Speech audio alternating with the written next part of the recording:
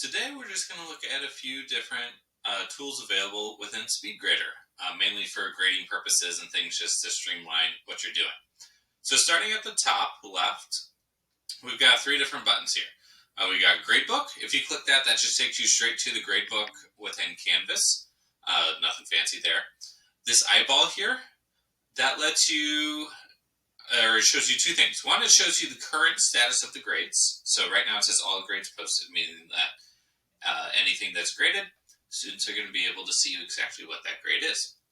You can also choose to go to hide grades.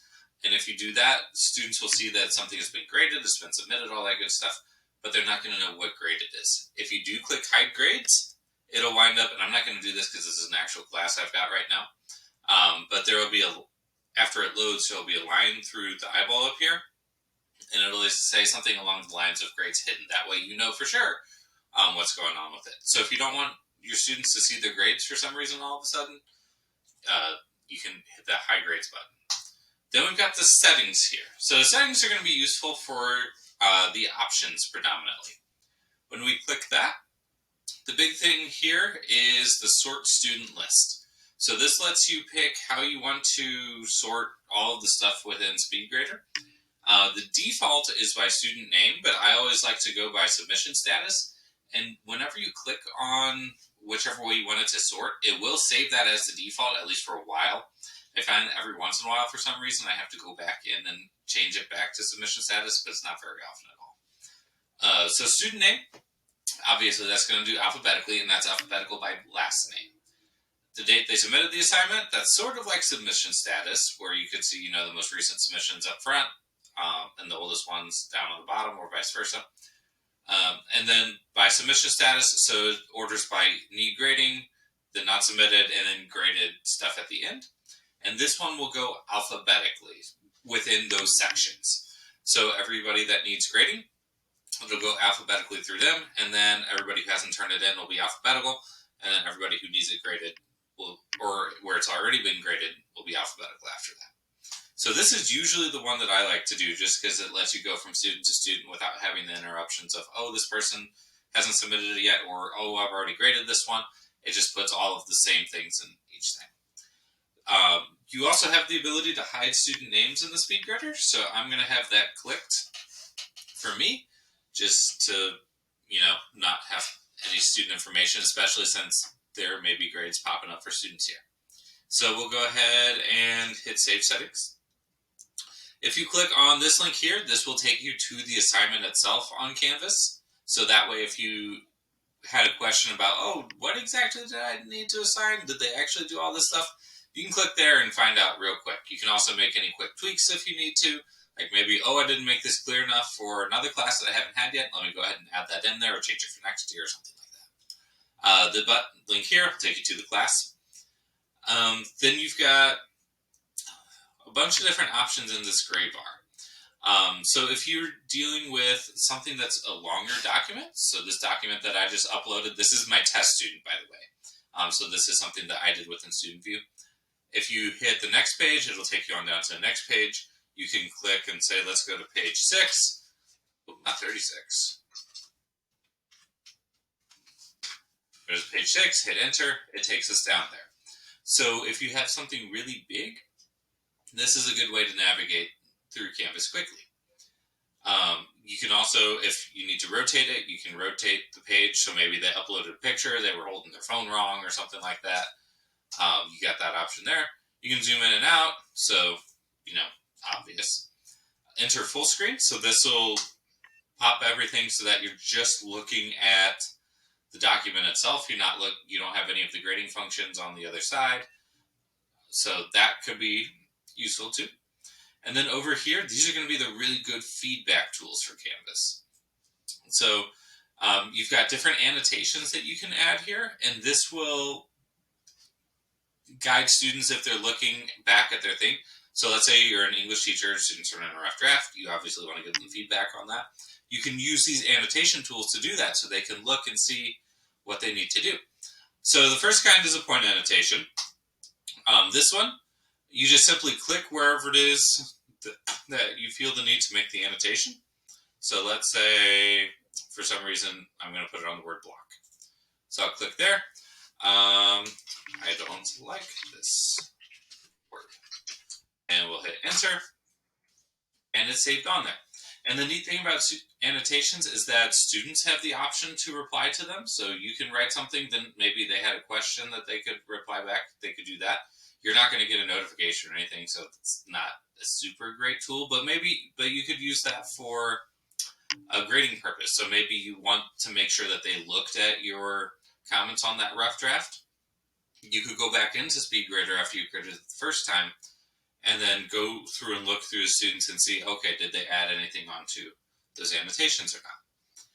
So that is the point annotation. There's also highlight. So you can highlight certain sections or words, and it does have to be the actual word. You can't just highlight blank space. So let's say I don't like this paragraph here. Somebody might enter English teacher, too vague. And we'll hit enter. And then notice on both of those annotations for the highlight, I can change the color. So maybe I want to make that blue instead. So I could change it to blue. If I wanted to add a new one, so let's do that. And I'm going to make it a different color. Maybe instead of adding text to these things, my students know there's a key or something where maybe blue means too vague, yellow means run-on sentence. You could use color as a code, and it's going to help speed things up too. Then you've got free text annotation. So that one, you have to click somewhere within the document. But we can, let's say, click here, and let's type picture needs title. So there's that text thing just sitting right up there.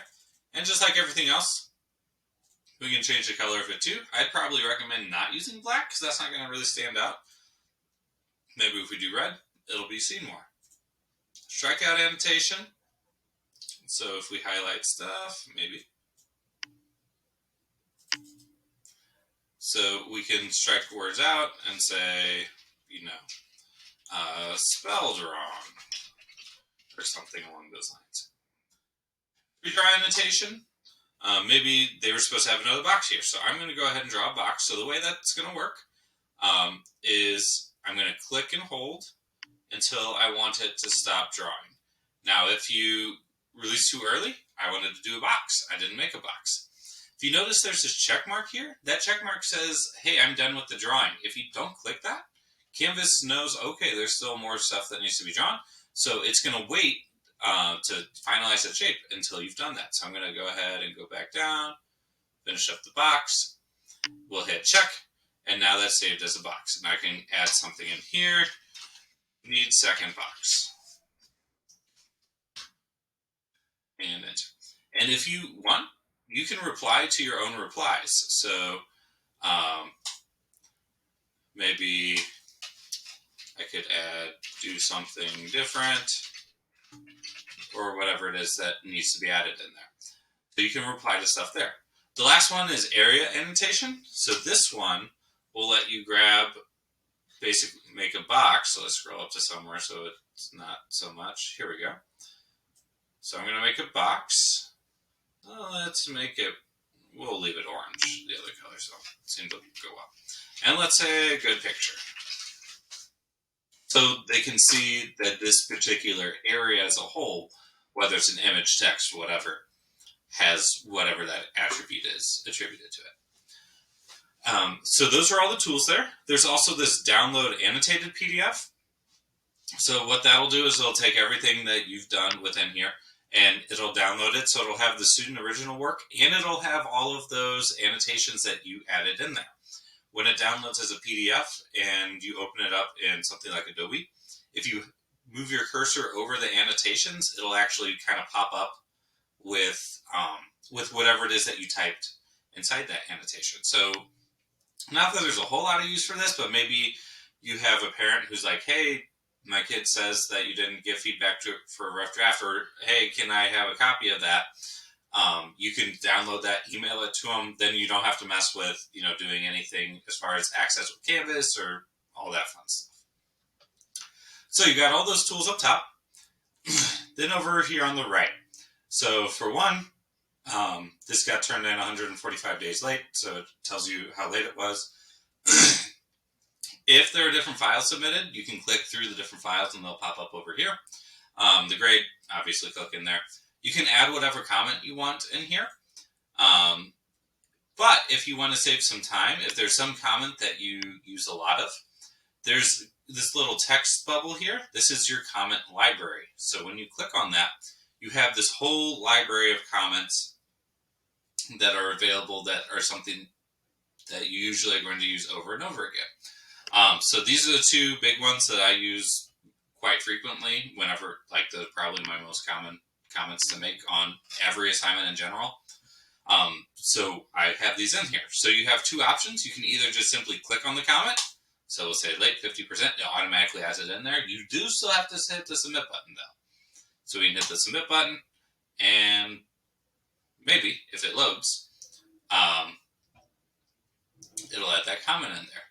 There is also this thing where it says show suggestions while typing. That's weird. So if I start typing one of those things in, so if I start typing looks, it popped up with that comment that I have here. So I can click on there and then boom, it's already got it in there. We can submit it. You can also attach files to the comments too. So that way, maybe a student forgot to look at the rubric, you can add that on there to make sure that that's there. Media comment. So you can add in either just a recording, so you could record yourself, and that's something that they could listen to. So that'd be great for maybe visually impaired students, or for foreign languages or something like that. So you can either record it, right now it's just a microphone or the webcam, or if you've already got something pre-done, you can upload media, so whether that's audio or video file. Then speech recognition. So this is a speech to text thing. So what you'll do is you'll hit the record button, and we're going to try to see how this goes. So it worked pretty well. So you can do that to help save yourself a little bit of time too, if you don't want to actually type everything out. If you just want to lay back at your computer, just kind of one hand on the mouse, you can do that in easy peasy lemon squeezy. And so that is about it for this section. And then the last little bit, tiny little thing up here, this is the sorting stuff. So you can see how my students are sorted. So I've got my submitted but still need grading at the top. Unsubmitted are these gray ones, and then the green checks, those are the ones that have been graded. So let's say, though, I've got all these students. There are a total of, 63, 64, something like that. So if I don't want to look at all of my classes, if I just want to look at one section, I can go over here and let's look at just period 1. So when I go there, now all of a sudden, I've got a whole lot less students to go through, so you can kind of lower and filter through stuff that way too. So those are the grading tools within SpeedGrader.